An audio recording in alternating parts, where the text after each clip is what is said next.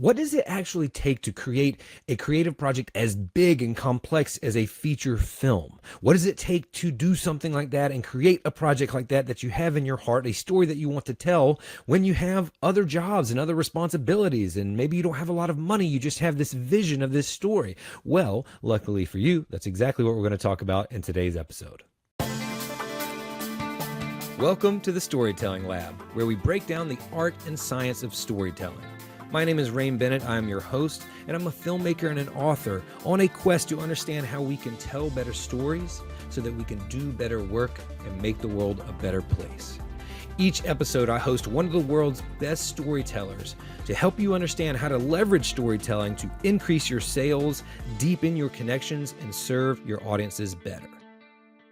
What's up, storytellers? Welcome back to the Storytelling Lab podcast. This is episode 182. It's the first guest episode of season 13. And speaking of guests, not too long ago, I was looking at the reviews for the Storytelling Lab, which I admittedly don't do that often. It had been a while.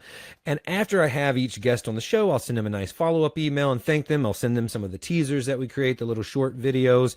And I usually ask them if they have time and they enjoyed the show, if they could leave a review. Reviews are very, very helpful for the growth of the show and for people that don't know about the show to find out about it.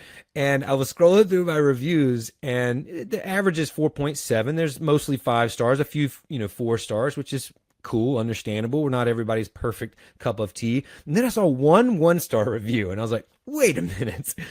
Who did I piss off? So I go down there and look at it. It was one of my guests from years ago.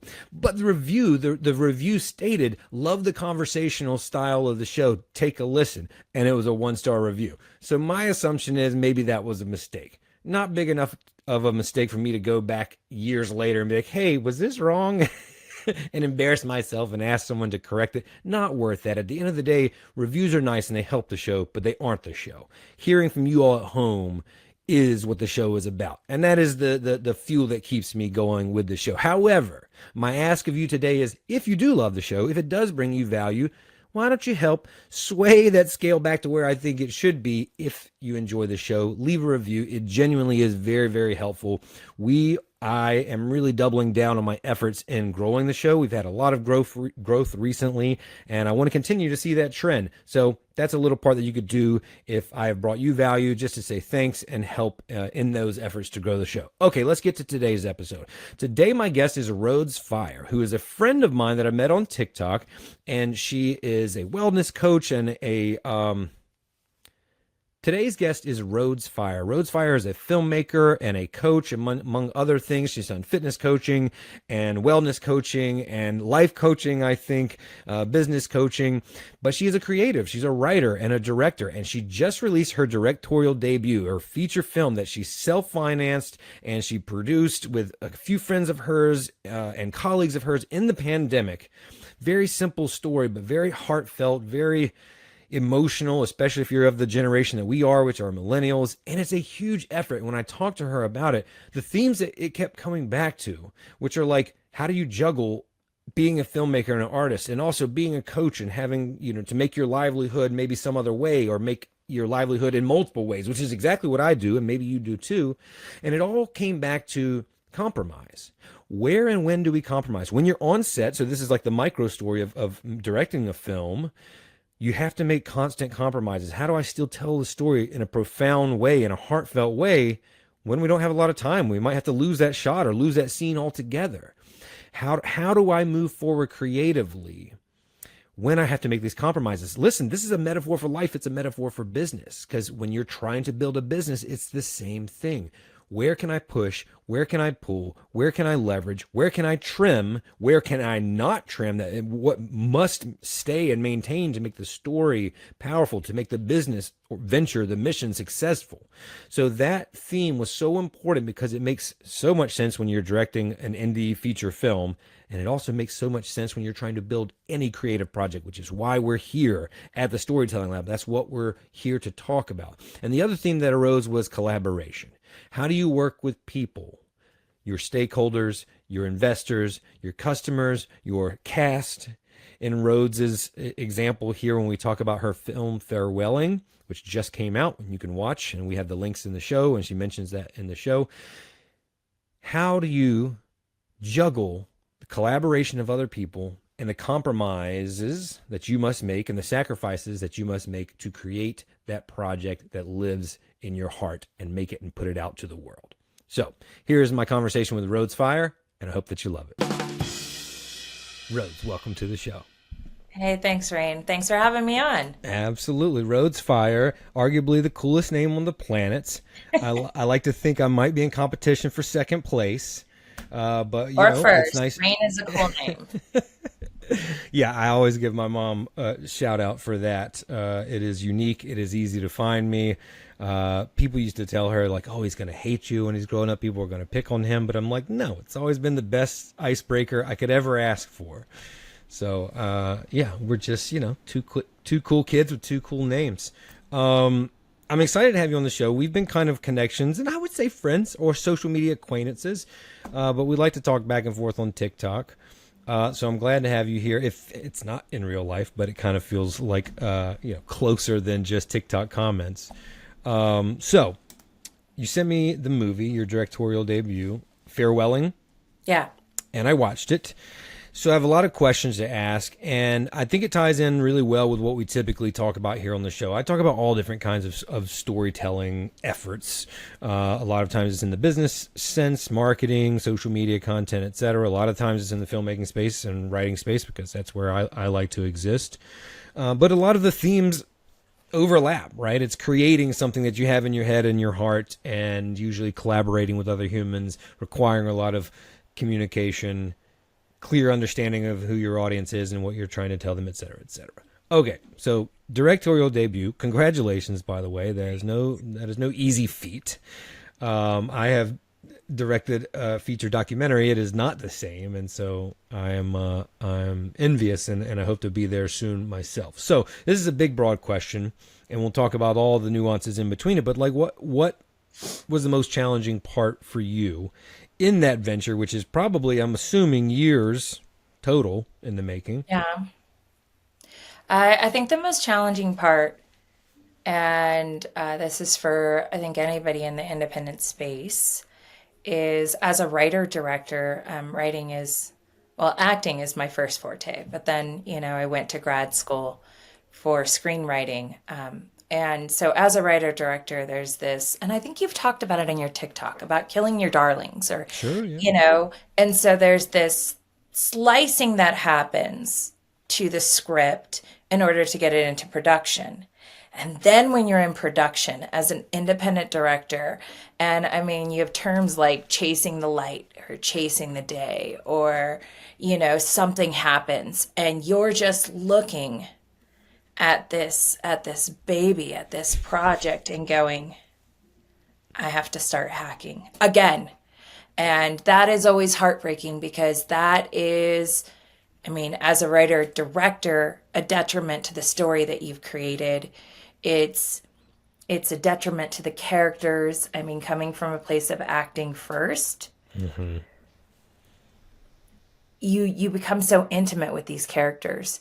And so to take something away that they're going to share with the audience feels like thievery, you know? It just it's so that's the hardest part is and you know, and I say independent, but I've known huge filmmakers who have had the same issue. So it's just I think it's a part of filmmaking. So as a writer, if someone else is producing your story, that's got to be hard to watch, but there's not too much you can do about that. Some writers have a little leverage, but not really. So you just have to watch that thievery, as you said, which I think is a great word. It had to be more, you know, really challenging as a director. How did you determine, like, how were you objective when it was your words that were written?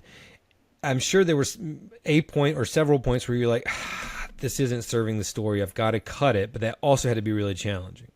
So I think a huge benefit, at least to my process, and something that filmmakers consistently encourage other filmmakers to do. I know you've done it, Rain. I've done it. I did a ton of shorts Mm. before I did my first feature. So where I began to compromise was on the number of takes and just hoping that I tried to avoid huge scene cuts and Mm-hmm. instead stop being so precious with my takes, which even then is heartbreaking because you can realize that the lighting was right here, or said actor had a great performance, but said actor was not lit well, or messed up a line. So I ultimately trimmed to my best ability and then said, okay, I'll fix it and edit, which is the worst phrase ever. It's the worst phrase ever. But we all say it. Yeah. Okay, so it sounds like you tried not to sacrifice the scenes. So you sacrificed the take so that you could get the scenes and then see if they worked later. It was sacrificing the number of takes in conjunction with the number of shots. Yeah. So, and I'm sure you noticed it, and it's very customary in independent films. You don't have your boiler templates. So I don't have a master and then a his and a her and an over the shoulder for each one.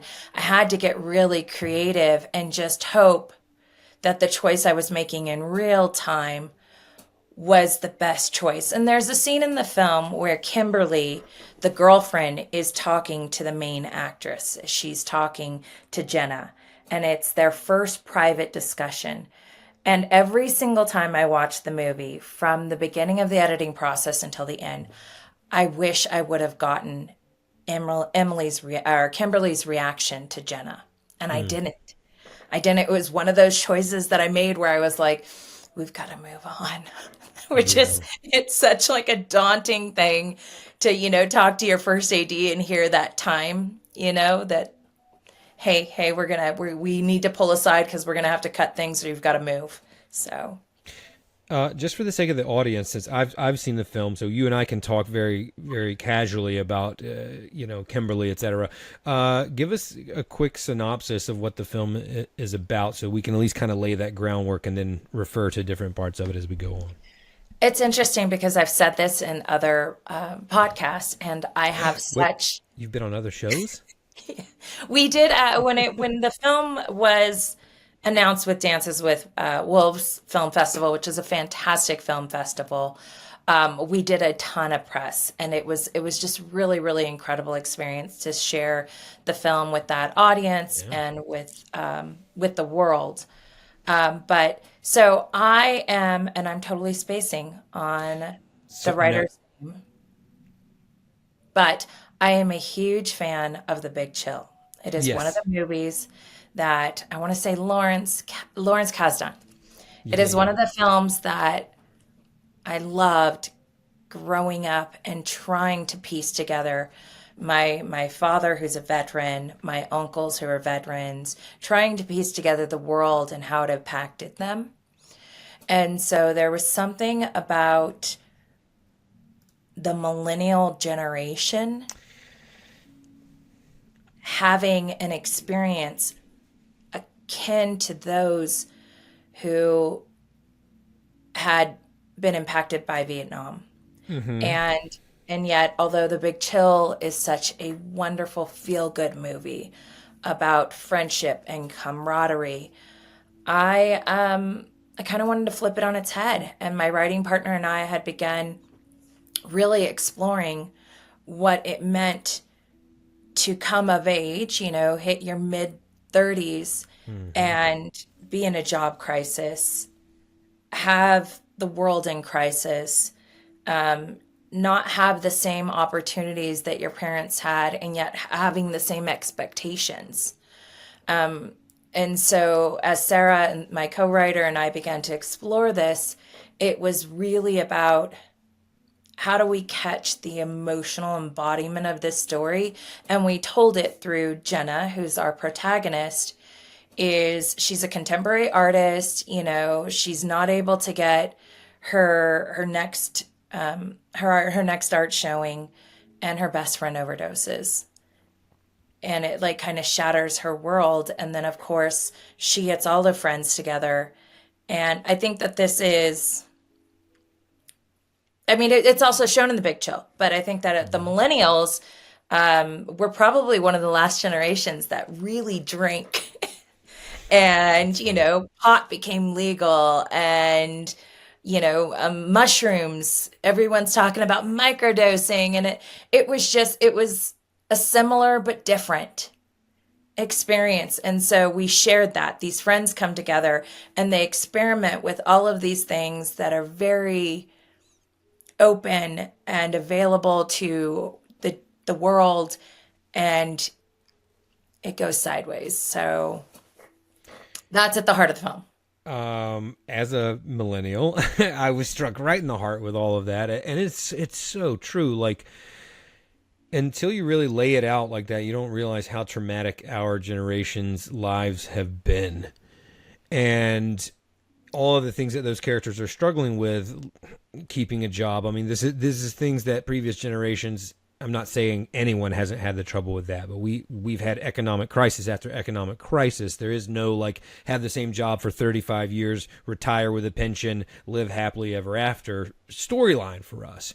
Yeah. And addiction has of course existed in previous generations, but the trauma and addiction and suicide epidemic and all of these things seem to really fall onto our generation quite a bit. Of course, I'm biased, we're biased, but I think you can look at it pretty objectively, and certainly you can look at the events that we've lived through pretty objectively in terms of collective Yeah. societal trauma that have happened. So that's a really interesting point that hits close to home for me. So I appreciate you laying that down so people understand kind of what's the scene. Now let's get back to where we were, because we were talking about not having the time to do all the shots that you might want to do or a studio film would want to do. So that brings me to this point that I often land on the show in terms of storytelling is simplicity. Like, how do we connect with the audience? How do we, hit people in the hearts with a good story, a good message, when you don't have a lot of time, money, and resources, which has certainly been my experience in the storytelling space.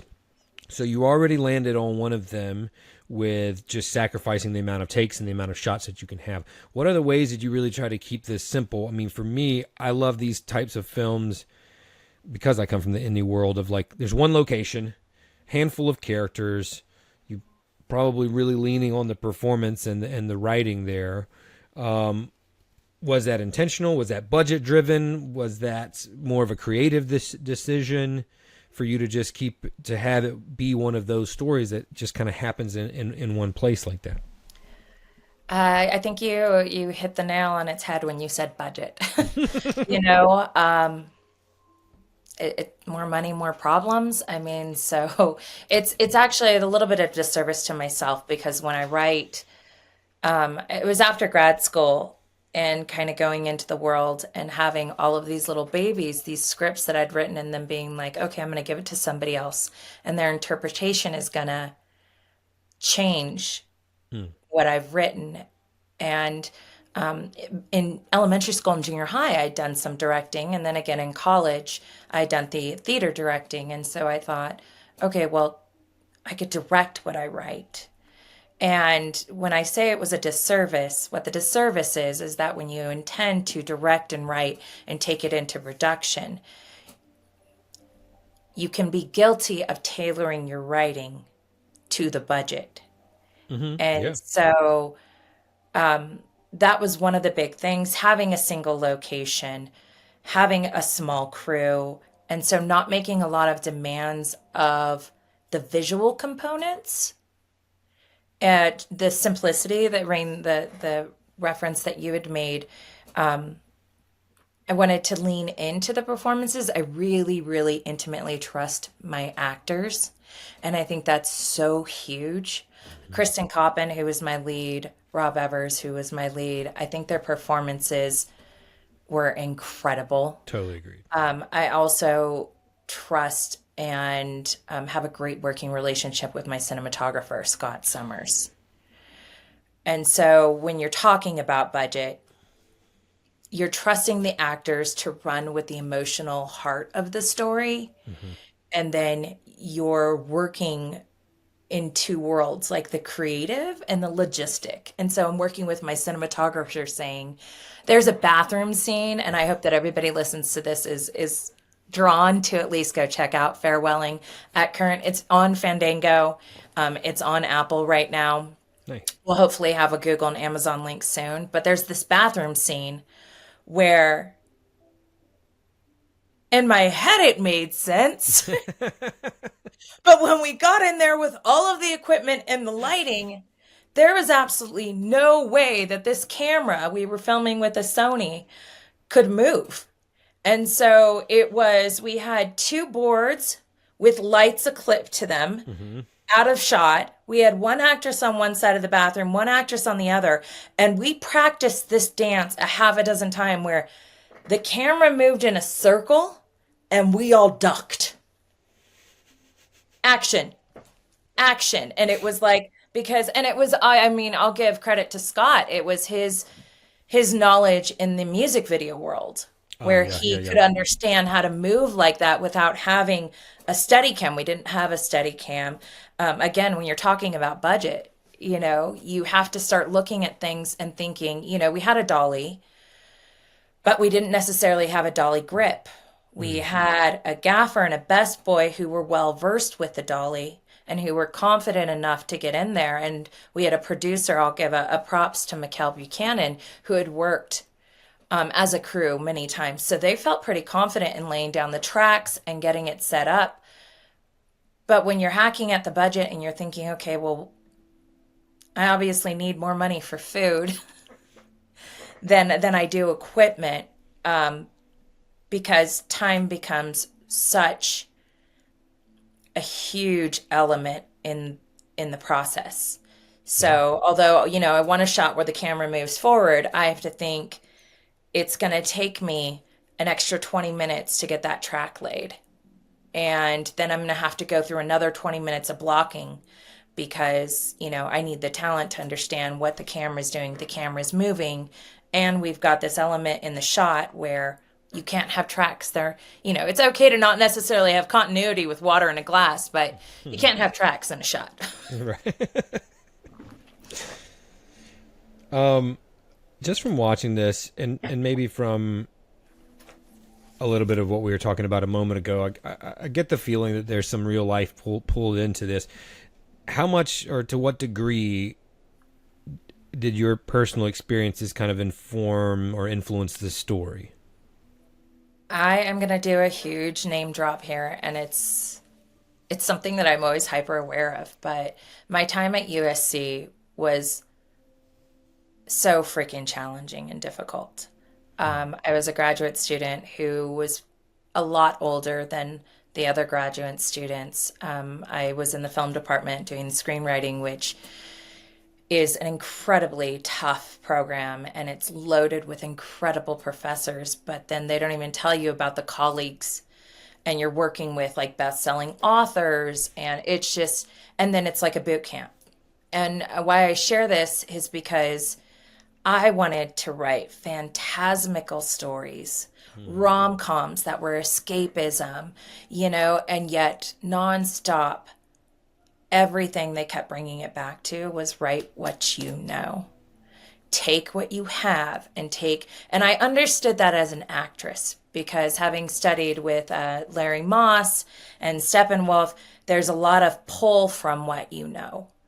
But when we were taking it, pen to paper, should I say keyboard, write what you know became a more powerful tool in taking the chemistry and the emotional connection to this storytelling and then putting it down on the paper and sharing it with the audience. So although, there's a lot in it that's not me, I had a writing partner. There was a lot in it that I had known come from emotional places. I remember being there when my first girlfriend miscarried and going through that emotional journey with her where, she was so excited about the prospect of starting her family and then miscarrying so far along and having it absolutely devastate her. I've been there with girlfriends who have had multiple miscarriages who are sitting back going, is this never going to happen for me? And I think that infusing that into the story. I hope it's there. You saw it. Yeah, yeah, yeah, yeah.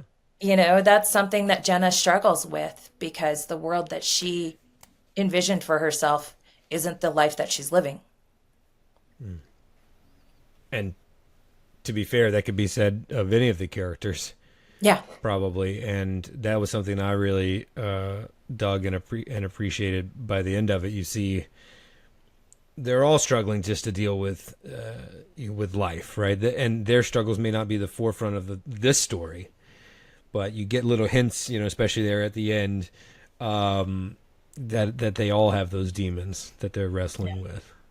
Oh, thank you. Yeah, well, I You mean, just you hope as a writer, I know you know, but you like put it out there and you're like, gosh, I hope everybody gets the nuances. yeah, I yeah, hope they get all the Easter eggs. I hope they relate to this. yeah, and the point is well taken. I mean, it's not that kind of trauma reveals itself in many different ways, and so everyone had their own things that they were struggling with, and you didn't have time obviously to tell everybody's story, but you showed it enough, and it's a good point to make, because if you grabbed a group of whatever there was 6 people in there or so off the street right now, you'd find the same thing, right? Somebody lost their brother, someone miscarried twice, someone's going through a divorce right now. It's all, I mean, it's cliche to say this, but life is brutal. It's tough. It's what I've always said from my own trauma is it's brutal and beautiful at the same time.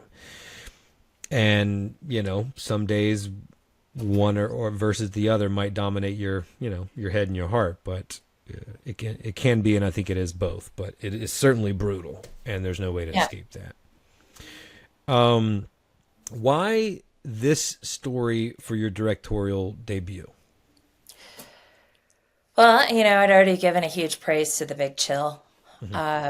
And so this was something that I had been marinating on. And that's part of my writing process is, I get a character in my head and then I branch out. Who's the character that, and there's a lot, again, going back to a writing program, but I'm a very avid reader. And so I love learning about all of the different ways of storytelling and then taking what works for me. And one of the things is understanding the protagonist's needs and wants, which are two vastly different things in great stories, and then seeing all of the characters. So you've got the hero's journey, all of the characters along the way that are either going to let them polarize towards their want or teach them their need. And so I began with these characters and it evolved into the story of this embodiment of what millennials were going through. And I just kept coming back to it. Finally, when I pitched it, and pitching is an art itself, as I'm sure you know. So finally, when I began to pitch it to Kristen, when I pitched it to Rob Evers, when I pitched it to Robert Preston, he played Daniel. He was also one of the producers. When I pitched it to my co-writer, when you get a bunch of hell yeses, hell yes, hell yes, I love it. And I think the conversation with Rob Evers was probably one of the most remarkable ones because he was in Philadelphia at the time and then said, you let me know when and I'll be there. That kind of resonance lets you know that it's ready. Yeah. And to have such an incredible Avengers team come together. I mean, from Lauren Selman, who played, the dead best friend. She was also a producer, to my business partner, Rachel Glago, who came on. And I mean, gosh, I can't say enough about her. But when you have a friend who's like, what? You need me to do a catering run, or you need me to line produce, the entire third act? Sure. Those are the people that that let me know that this was ready. Yeah. That let me know that I could And the budget was really, really meek. I mean, we made this all, the entire production I think came in under 120,000. And then, as we like VFX, like we had to change one scene. We did it during day, but we needed it to look like it was night. Hmm. That was ridiculously expensive, and a lot of this was self-funded, so it was like, okay, let me hold off for a second and go make money so that I can pay my VFX artist. And I'm a huge believer as an artist, as I'm sure you are, but we have to pay artists. Yeah. We are so once you get your craft to a place where you're like, I am no longer a beginner, I feel that it's our obligation to say, okay, we're going to pay you. Yeah. We're going to pay you. And I get it that it's going to take, me working 500 hours to be able to make this, sign this check. But so it was a long time coming, but it felt right and all the pieces came together. So mostly self-financed. Yeah. Um, what's the goal? What now? Uh, it's out there. I've, done 3 projects since. Um, I am not getting younger, and I really love what I do. Mm, And so I think, my first short taught me that I didn't know how to write. sure. My second short taught me that I needed to learn, more about cinematography and lighting. Everything, every project teaches you something. And Farewelling was definitely a project that I had to at one point say, okay, I can't be as precious with this. I've got to keep going and getting better and doing more and learning more. I would love, I'd love to just gift this to the world and we had several screenings, we had dances with film, and I had a good handful of women come up and say, oh my gosh, like you shared something. I lost my best friend and that emotion was there. Or I had miscarried and that emotion was there. Or I had a really bad trip and you got it. So, That I'm gonna go out on a limb here, but just that theme of sisterhood was so present, and I say go out on a limb because it's something I can never really understand, but I see it from afar, and just women are different, man, and the bonds that they have are very different. It's always been something, if I can be completely transparent, that I've been somewhat envious of. Now, sure, women can kind of, butt heads, but I often just see the support that's there. And that's so it makes sense to me that women come up to me like, oh my God, like this, maybe this is a story really for them or that really resonates with them. And obviously I'm generalizing like crazy, but I did pick up on those themes. Obviously you wrote the story, so that makes sense. But I remember thinking that consciously, like, man, that's, guys are weird, man. how they navigate trauma like that. We don't, right? Like we internalize it all, but like the fact that it was so challenging for her and all of these other things that she was navigating, and that women resonate with that, it says a lot. And I felt that too, even though it's something that I don't directly resonate with. I certainly resonate with that pain, but I saw that it was evident. So I think that was well done, and if the audience is reacting, that proves that. I love that you just kind of have continued, like, yeah, I've already done 3 projects since then, because I was gonna go there. It's like, what do? Do you put your, all your heart and your hopes into this one thing and you put it out there, and then what happens? But it sounds like, I don't want to put words in your mouth, that you're like, yeah, no, this is just one of many. I've just like checked this off the list and I'm still going. I, again, so, I swear this is not a paid USC graduate program. Look, they're known all But over. I know about USC. Yeah. they, there is something about your next project that you're only as good as your next project. And so, Sometimes holding on and being precious, although it can be a beautiful thing and really help any project get fully develop and sometimes even develop beyond that of what its original impetus was. There is this, but you've got another project in the wing. You understand your brand, you're able to pitch, you understand the business of filmmaking as much as it is about the creative. I average, and perhaps this was because I was older, but I can write really quick. And one of the things that we were taught was don't go back and rewrite until it's done. And so I write the shittiest, pardon my French, first draft.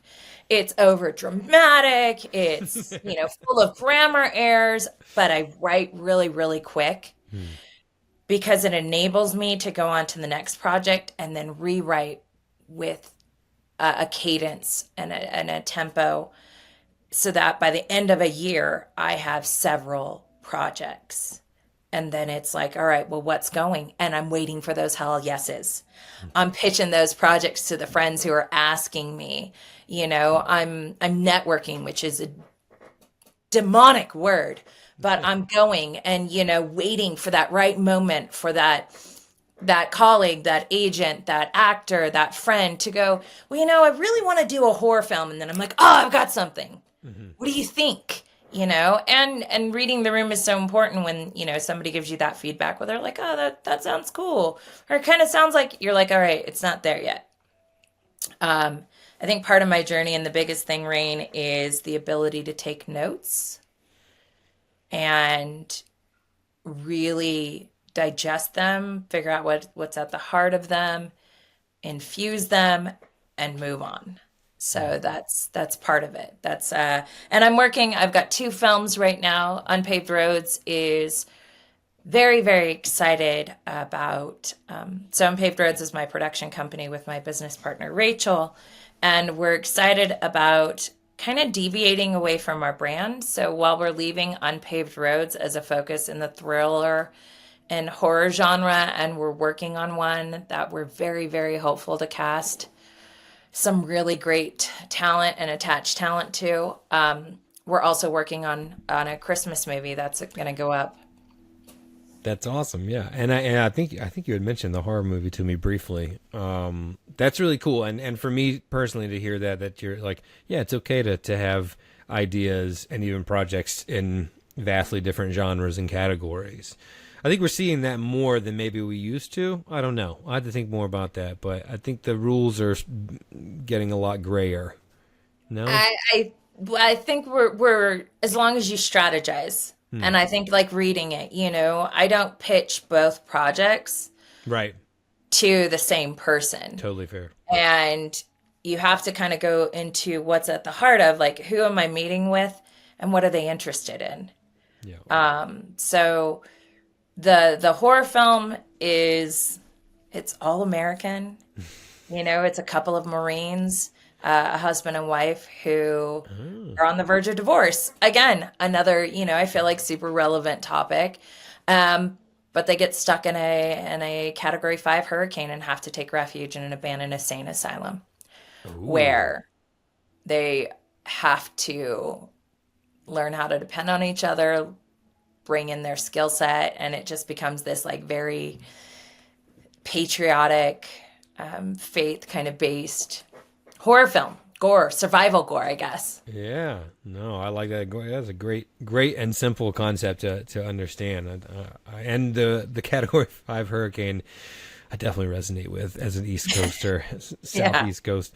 So if there was someone who wanted to be where you are now and to create a film, they got several film ideas. Would you advise that person to, and pardon the cliche, to follow their heart and tell the story that they want to tell, or follow their head and tell the story that they think that they can execute sooner, faster, however you want to say it, with the idea of what we were just talking about, like there will be more projects behind it?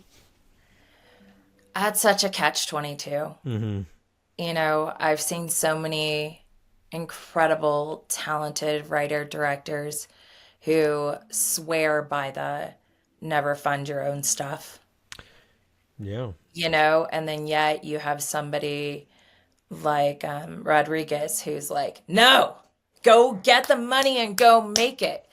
I think in your hearts of hearts, you're going to sit down and kind of know. But for somebody who says, hey, well, I mean, I think your question is so well thought that I'm going to lean into it. I give this example. I'm a certified mindset coach, and I've Hmm. worked with a lot of young adults as they are transitioning into what they want their life to look at a lot. I mentor a lot. Hmm. And I think the most important thing is if you don't know where you're going, like any road's going to get you there. But if you look at something and say, okay, wait a second, I really want to have this career where I am making independent films that I also write and, I'm working with this, well, then reverse engineer it. And I think that starts with starting, with a short story, with a short script. The most valuable thing for me in my filmmaking process, and all of my actor friends will tell you, is I'll pay them to do a table read for me on Zoom. And I'll give them the script beforehand and I'll ask them to really bring an amazing performance. I can tell right there with those characters what I've either done wrong, what I've done right, what's resonating. But so if you do a short, have people perform it. And I think the biggest thing is not only being hard on yourself, but having the agility to pivot and self assess. Something that I constantly get pulled back into that I've, like 3 years ago was like, I'm done being a producer. Like, I only want to write and direct. I don't want to produce anymore. And universe and God were like, no, this is actually a really huge part to the way you connect with people and the way that you help and service other is by producing. So keep producing because it's going to allow for you to make another project, build those relationships. So that would be my advice. That was Yes, it's great. all long-winded. No, no, no, no. I love that. We call that thorough here on the Storytelling Lab. We like thorough. Okay, you also made me just think when you mentioned being a mindset coach. I want to dive into that a little bit, and more so like how do you navigate that role or persona, that part of your life and yourself, and being this artist that I'm a filmmaker. I am very selfishly and personally interested in this because I tend to do stuff like that too. I coach and consult and speak. Yeah. And then I'm also trying to make my own pieces out there. And that's really refreshing to hear that someone else navigates that. Can you talk to me a little bit about how you do One of the wonderful things that I did with my adult grown-up pants on this year that? was get diagnosed with ADHD. Oh, interesting. I am I'm very, but because I've had it my whole life, I've learned how to micro compartmentalize Hmm. and work, and I think part of the biggest obstacle in this diagnosis where people are telling me, well, you've been so successful in education, you can't have it. And I was like, I did not accept that as an answer Right. because after I had something, my father had had a stroke and it was incredibly traumatic. Hmm. I lost the ability to compartmentalize and focus. And that was what led me down the path of this diagnosis. As I get it back and as I kind of go back to my roots, it's almost collegiate, or I mean, even high school, but in the way of a school curriculum. You remember having the folders and you'd have every folder or you'd have a binder for every class? Hmm. You'd be like, this is math, and you'd put math in and you get out history. And you're like, it's English time, and you get out your English binder. Well, that has been a very successful modi operandus for myself. So I'm a fitness coach. I teach senior citizens fitness in the morning. I've been an athlete my whole life. I am a mindset coach, and a lot of the mindset work that I did, it was in conjunction with the fitness. Got it. I'm, you know, I'm an entrepreneur, so I have a couple of businesses. I am a filmmaker, I'm a writer, I'm a director. All of these areas of my life have their own binders. They have their own emails, they have their own websites, they have their own notebooks that I take notes in. And it's kind of like when you're on set and you're like, oh, you wear many hats. Yeah. I have to physically remove that hat and then put on the other one. And again, know who I'm talking to. So if I'm powwowing with somebody about film, powwowing with Rain about filmmaking, I'm not necessarily talking about, fitness or business. So You're the director of your own life. yes. Yes. No, it's a great like metaphor, because when you are directing, God knows you have so many questions that you have to answer, so many departments that you have to slip into, in and out of, and different hats, as we say. But I've never thought about that as an analogy or a metaphor for when we are like this. I'm very similar. A therapist once told me that I showed signs of ADHD. I haven't been diagnosed, but I was like, what? Not me, because I'm not really like what we always knew when we were kids, or thought it meant was like hyperactive. Now we know that's not it. But the more and more that life goes on, I think, man, he might have been onto something. And even you saying that, I'm like, oh, I think so. But that makes me feel a lot better, because I think many people like us struggle when you've been told your whole life to like be specific, niche down, et cetera, et cetera. I wanted to go on and get my doctorate. I still sit on the fence. I love learning, but I Yeah. wanted to go on and get my PhD in media studies with the direct correlation to cognitive development. Mm-hmm. And I think it's really interesting because we started talking about farewelling and we talked about the millennial generation, Yeah. but we were one of the first generations raised with television. Yes. And so our neural pathways and the way that our brain works is, and I mean, and then you bring in things like the computer and the phone, our ability to not only keep our attention focused for long periods of time is completely different from the previous generations. But in conjunction with that, and we say ADHD almost as this like stigma, but in conjunction with that, our reaction time and our thought process time are the benefits and the attribute of this. I mean, they've shown with like video game studies, it's completely different. Our brains work so differently. So when you say like a lot of people, or when you say that you might identify with it, I absolutely think that it is a generational, not necessarily diagnosis, but superpower. Yeah, absolutely. Yeah, if you allow it to be, or flip the script on it, I think it can be. But I think we do collectively deal with the same kinds of issues for all those reasons you just laid out. What's the?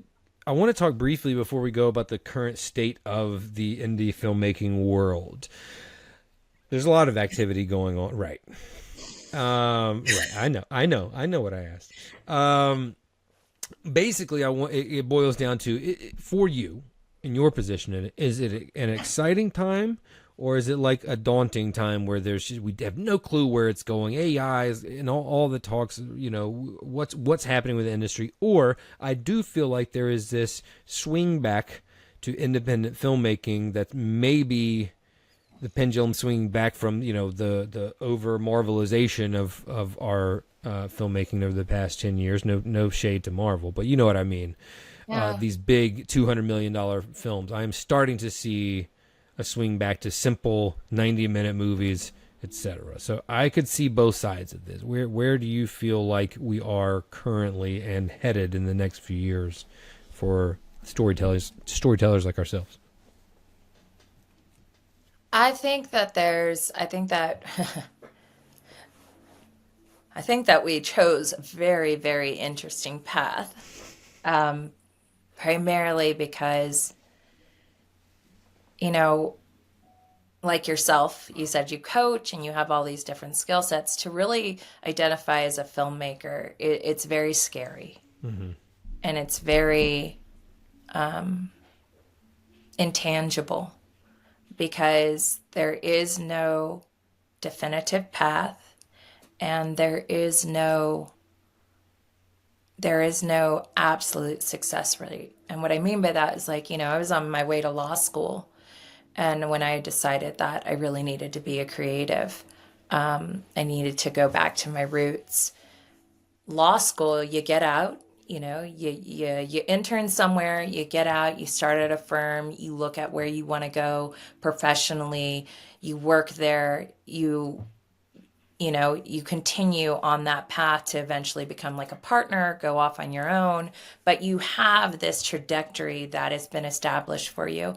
And as filmmakers, we've never had that. I remember being a kid in this industry, and I did Wonder Years and Rags to Riches, but I remember being told you can't do television and theatrical. Those two worlds don't exist. You're either a television actor or you're a theatrical actor. You couldn't do commercial if you were a theatrical actor because your face was different, So there's always been this, and I share this because there's always been a great amount of uncertainty and fragility in what we do.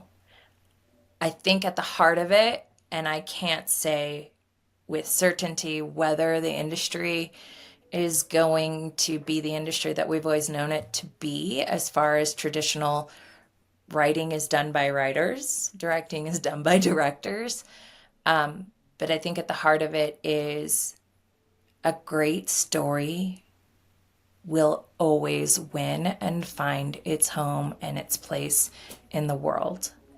So, get better, do better, be better. And if you're in it to win it, that's a quote from my dad. If you're in it to win it, then you stay with it and you evolve, you lean into it. Just like business. I mean, you brought up AI. We have a really and I actually worked with Justine Bateman as a child. And I think she's a brilliant filmmaker and an incredible advocate for creativity and artist staying artist and preserving themselves. But I'm not quite certain we're going to be able to turn back or walk away from the incredible invention and evolution of artificial intelligence. So I think leaning into that and finding the perfect equation or perfect mix that works for you as an artist is the most important thing to do. If you're in the game to make money, get out. Get out. Go, work. It's not formulaic. But if you're in the game to be an artist, a creative, tell stories, make a difference on a scale of which you wouldn't be able to do in any other purpose-driven career, then don't worry about the small stuff. Stay focused, So that's my wisdom. Perfect wisdom to end on. I don't want to ruin it by adding anything to that. That was very well said. Before we go, though, just remind us where Farewelling is. I know you said Fandango, and it will be on Google and Amazon soon. It'll be on Google and Amazon soon. It's on Fandango. It's on Apple. So we do definitely have those links. If you go to my website, Unpaved Roads, just like my name, RODES, you can find links to all of our projects. And you can also see how we've contributed to them, either as like help producing, help finding money, or actually directing and letting the story be there.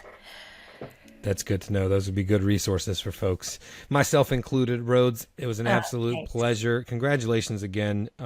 Really proud of you for this and very inspired by this as well. So I appreciate you being Thanks, here. Rain. Absolutely. I'm honored to be on the Storytelling Lab, and I think, like I said, I think it's incredible. I'm just really admirous of what you do. Oh, Even on stop. TikTok, I began when they said, brand yourself. You want the algorithm to understand who you are, what you do, and you want people to follow you based on that repetition. They know exactly, let the algorithm figure you out. And I Right. was like, I think I did maybe 3 months of storytelling stuff and then was like, oh, I can't. Yeah. I'm out of stuff. Yeah. Yeah. Yeah. So I think it's incredibly admirable for people like you that constantly share wisdom and constantly bring, some of your stuff when you've talked about business or when you've talked about, just kind of representing yourself and infusing the story into it and how important storytelling is even to business. I appreciate that. Yeah, it's I kind of look at it as testing, and see what I can, because I don't want to be anything other than me, and I didn't like that either. Like, you just do the storytelling thing, and I've had enough people on the show that are like us that are like, no, no, no, you don't have to do that. There's a whole line of successful people that just were themselves, and it's their unique intersections that made them incredible. And so since I've been hearing more people like that and feeling validated, I try to just be more of myself, tell stories, talk about what I love, which is storytelling. But there's so many people out there talking about, like, here's a storytelling structure, here's a storytelling structure. So I try not to just be that. But I appreciate you saying that. I just try to weave it into, because I am, like, actually passionate about it, Yeah. all the things that I talk about. And so I just try to show up and be authentic, but I also try to test and see, like, okay, what resonates with people? What if I just talk about a story from North Carolina? What if I talk about the film that I wrote or that I'm working on? And so we'll see what people resonate with. And by the way, speaking of that, we should do some script exchanges. I would love to get Yeah, your how's that feedback coming on things. along? You're doing the horror film. Did you Well, I you wrote that. saw the I'm on my search? third now. So what I tried to just focus on last year and still and bleeding into this year is just no results, no expectations, just working on the craft of, like, showing up every day, or 5.6 days a week, as it were, and writing. So I got 2.5 features done last year. I'll be done with the third here at the end of the month. They're all different stories that I've wanted to tell. So I'm just trying to, like, train that muscle. And then I'll go back and Awesome. start to rewrite them and see which ones I might want to produce, which ones I might want to see if someone else wanted to produce, etc. But If you stop recording, all right, don't yell at me. My name is Rain Bennett. Thanks for listening. If you enjoyed that episode, do us a favor and subscribe to the podcast. If you're already a subscriber and you're enjoying the show, give us a review and let us know the value that you've gotten from it. We love to hear from our listeners and learn about the benefits that they're getting from the show. That's what fuels us, and that's what fuels the show. And if you've already subscribed and you've already reviewed it and you think there's someone else that would benefit from listening to this show, please share it with them. The more we grow, the more we can help you grow, and that's what we're here to do. Join us next time on the Storytelling Lab.